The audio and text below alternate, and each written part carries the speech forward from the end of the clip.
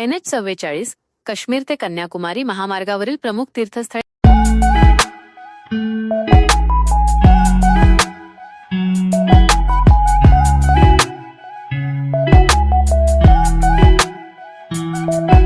सर्वात लांब महामार्ग आहे.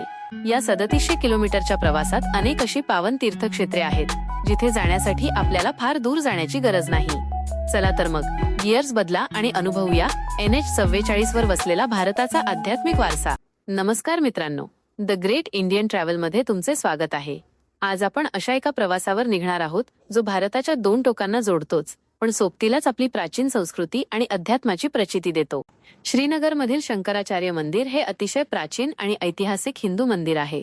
माता वैष्णो देवी का मंदिर जम्मू और कश्मीर में त्रिकुटा पर्वत पर स्थित एक अत्यंत प्रसिद्ध और पवित्र हिंदू तीर्थ स्थल है. यह मंदिर माता वैष्णो देवी माँ के एक स्वरूप को समर्पित है. जम्मू रघुनाथ मंदिर. प्रवासाची सुरुवात होते जम्मूमधून. इथलं रघुनाथ मंदिर हे उत्तर भारताच्या श्रद्धेचं केंद्र आहे. 7 मंदिरांचा हा समूह प्रभू रामाला समर्पित आहे. इथली शांतता तुमच्या प्रवासाला एक सकारात्मक सुरुवात करून देते. 2.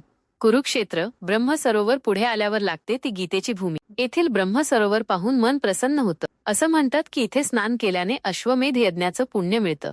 इतिहासाची साक्ष देणारं हे एक पवित्र स्थान आहे. 3. दिल्ली - काळकाजी मंदिर. राजधानी दिल्लीत पोहोचल्यावर महामार्गाच्या अगदी जवळ आहे काळकाजी मंदिर. देवी कालीचं हे प्राचीन शक्तिपीठ भक्तांच्या हाकेला धावून येणारं स्थान मानलं जातं. 4. आग्रा बटेश्वर नाथ मंदिर. आग्रा म्हटलं की ताजमहाल आठवतो, पण तिथून जवळच यमुना नदीकाठी वसलेलं बटेश्वर हे शिवभक्तांसाठी नंदनवन आहे. एकाच रांगेत असलेली 100हून अधिक शिवमंदिरं पाहणं हा एक विलोभनीय अनुभव असतो. 5. ओरछा रामराजा सरकार. झांसीजवळ ओरछा येथे एक असं मंदिर आहे जे पूर्ण भारतात युनिक आहे. रामराजा मंदिर. इथे प्रभू रामाला देव नाही तर राजा मानलं जातं आणि आजही त्यांना पोलिसांतर्फे मानवंदना गार्ड ऑफ ऑनर दिली जाते. 6.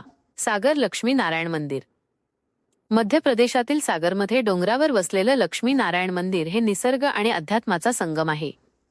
इथून दिसणारं शहराचं दृश्य मनाला उभारी देतं. 7. नागपूर टेकडी गणपती. आता आपण प्रवेश करतो महाराष्ट्रात. नागपूरचं ग्रामदैवत टेकडी गणपती. रेल्वे स्टेशन आणि हायवेच्या अगदी जवळ असल्यामुळे प्रवासात गणपती बाप्पाचा आशीर्वाद घेतल्याशिवाय पुढे जाताच येत नाही. 8. हैदराबाद - केसरगुट्टा शिवालय.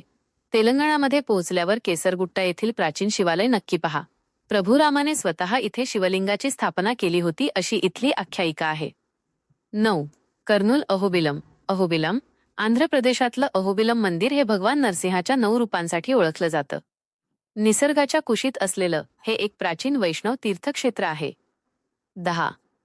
बेंगळुरू नंदी मंदिर. Boule temple. बेंगळुरूच्या गजबजाटात दोड्डा बसवणगुडी म्हणजेच नंदीचं भव्य मंदिर आहे. एकाच महाकाय दगडातून घडवलेली नंदीची मूर्ती पाहून तुम्ही थक्क व्हाल. 11. मदुराई मीनाक्षी अम्मन मंदिर. दक्षिणेचं आध्यात्मिक वैभव म्हणजे मदुराईचं मीनाक्षी मंदिर. द्रविड स्थापत्य शैलीचा हा एक उत्कृष्ट नमुना आहे. इथली गोपुरं आणि कोरीव काम डोळ्यांचं पारणं फेडतात. शेवट थोडा भावूक पण प्रभावी आवाज. 12. कन्याकुमारी भगवती मंदिर. आणि शेवटी आपण पोहोचतो भारताच्या शेवटच्या टोकावर, जिथे 3 समुद्र एकत्र येतात. कन्याकुमारी भगवती मंदिर. सूर्योदय आणि सूर्यास्ताच्या साक्षीने देवीचं दर्शन घेणं हा या संपूर्ण प्रवासाचा सर्वात सुंदर क्षण असतो. समारोप. तर मित्रांनो, काश्मीरच्या हिमशिखरांपासून कन्याकुमारीच्या सागर किनाऱ्यापर्यंतचा हा NH-44 मार्ग खऱ्या अर्थाने भारताची एकता आणि विविधता दर्शवतो. तुम्हाला यातलं कोणतं मंदिर सर्वात जास्त आवडलं? कमेंट्समध्ये नक्की सांगा आणि अशाच माहितीपूर्ण प्रवासासाठी सबस्क्राईब करायला विसरू नका. धन्यवाद.